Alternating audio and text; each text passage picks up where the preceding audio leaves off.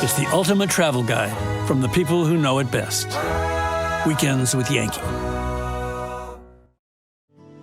In the heart of the New Hampshire Lakes region is one of New England's most beautiful lakes of all, Winnipesaukee.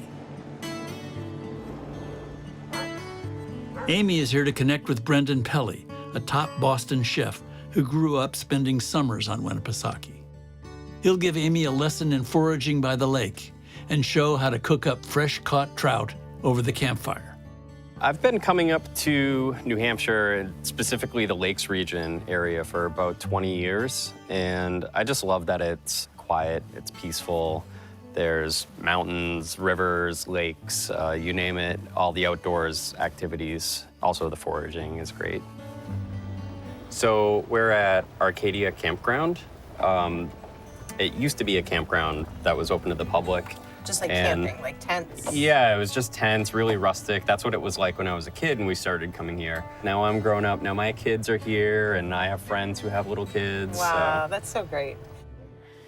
All right, I have to be honest, I don't have extensive foraging experience, but I've definitely never foraged via golf cart, which I love. Yep, I'm pretty sure I'm the only golf cart forager in New England. And then I'm seeing a tennis court here, and I just don't believe there's foraging to be had next to the tennis court. And also, you can see the maitake mushroom. Look at that. I mean, this is that actually, is gorgeous. This is perfect, yeah. We just had a little rain a couple days ago, so it's probably only a day or two old. It's kind of young. It's so beautiful. These get huge, too, but I honestly like them this size. All right, let's harvest it. Okay, cool. I just lift it up a little bit, find the stem, and that's it.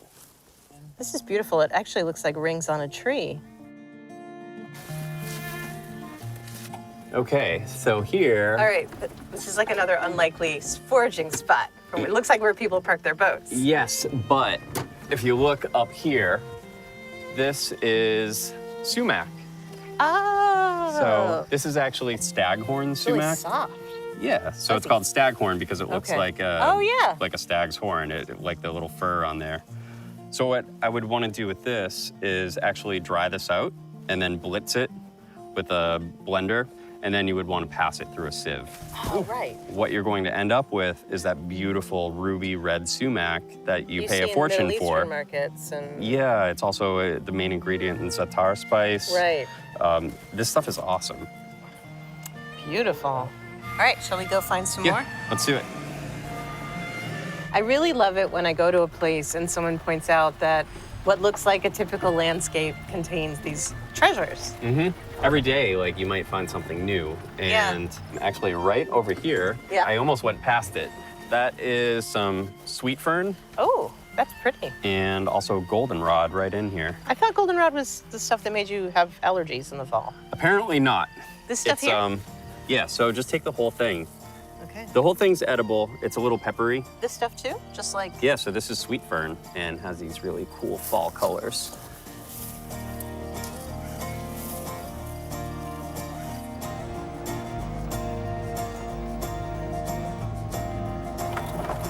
So what are we making tonight?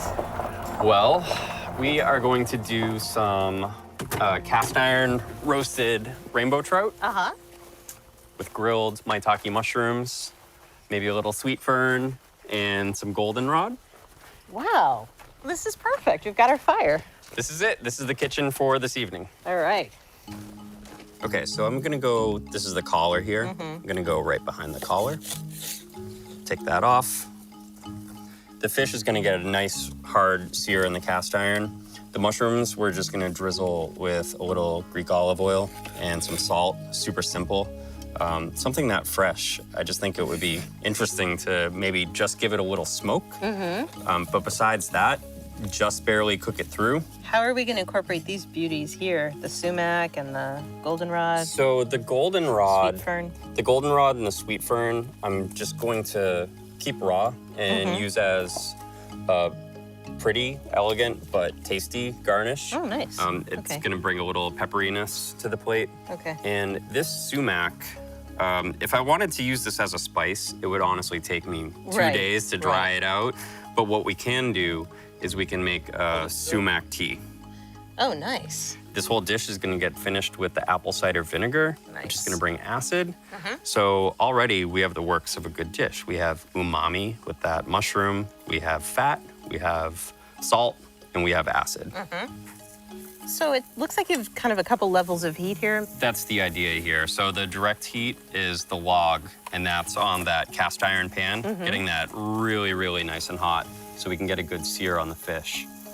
If I'm not careful, my fish will sometimes stick to the pan. So how do you prevent that? Same here. If I don't get my pan hot enough, that's the key. That looks pretty hot. I see some smoke. See that smoke? Yeah. That is good. Goes in. Look at it shrink.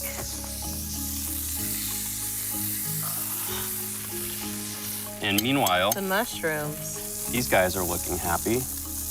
They're getting nice and golden. Oh, look at nice. that. That Nice came and out so golden. nicely. Good job. All We'll right. just give it a little kiss on the other side. That looks great. It's perfect. Nice job.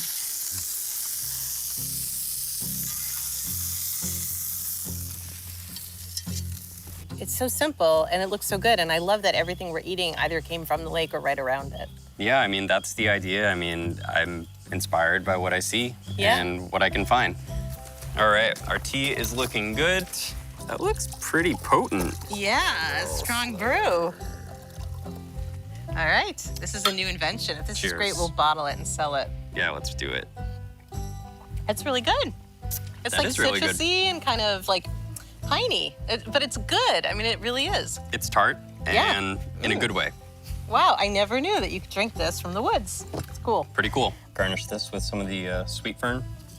And then to finish it, just a little drizzle of olive oil.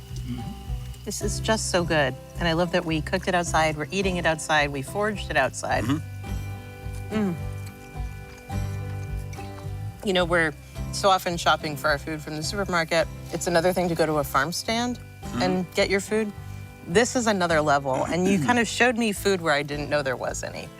And I really appreciate you taking me to this place where you find so much inspiration. It's my pleasure. It's really fun to actually have someone up here to enjoy it with me. Yeah. It's usually a solo effort.